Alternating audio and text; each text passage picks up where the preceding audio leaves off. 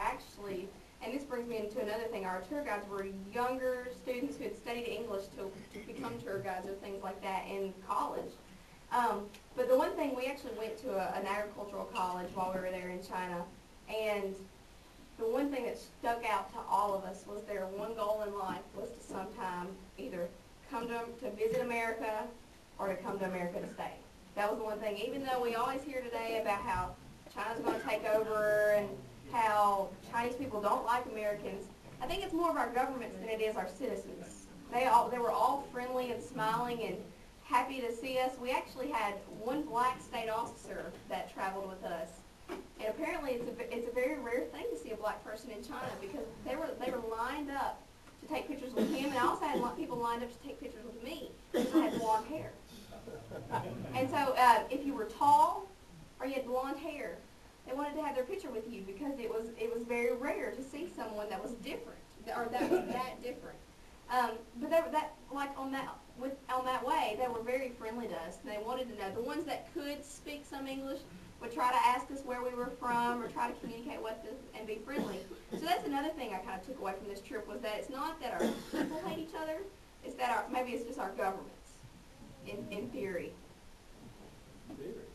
Well, not in theory, but in our government's over just different practices and relations they don't like. We disagree over lots of things, but it's not that necessarily that we hate each other. We just disagree with our laws and the freedoms we give each other. You know, the freedoms that our country gives our people, and we disagree with the freedoms they don't give their people, things like that.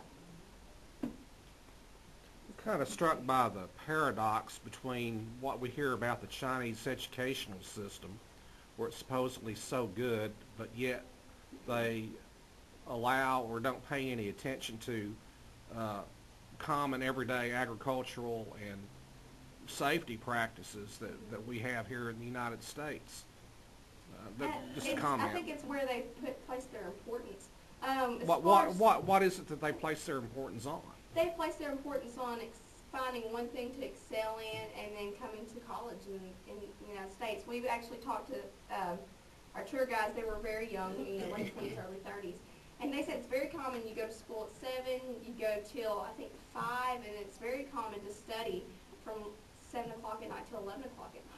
And then on the weekends, you go take extra classes, or you go take tutoring, or go take piano lessons and things like that. Very, very common. One of the things that we noticed about agriculture that we were surprised and kind of worried about, actually, was they're encouraging people that are growing up on farms to turn to industrial jobs and to turn to jobs in technology and things like that, which is a very scary thing with our growing food situation, because actually, as you can see in the biography, I was a national semi-finalist in prepared public speaking, and my speech was on sustainable agriculture. And by 2050, we will have around 9 billion people to feed. And so it's a very daunting situation when one farmer feeds 155 people. We're either going to have to continue getting more farmers and increase that number that one farmer can feed. And so it's a very scary thing that other countries are turning, and even sometimes our own country can be guilty of that, of turning their people away from jobs in the agricultural industry. So I think it's really important that we continue relations and trips like this to show them that you can still have a good job and you can still be successful and still be a great, have a great job in the agriculture industry as a farmer, as anything that we do. Even though I'm going to be a lawyer, it's still going to be related in agriculture. I want to go into politics. I want to go into politics to advocate for agriculture, because I feel so many people that are especially in Washington, don't necessarily understand about agriculture. I know maybe some of you have heard about the proposed child law regulations, even though they've been dropped from now. And I'm thankful for that, because I think there was enough congressmen and senators up there that had agricultural backgrounds that knew that would be detrimental to their districts and to their people.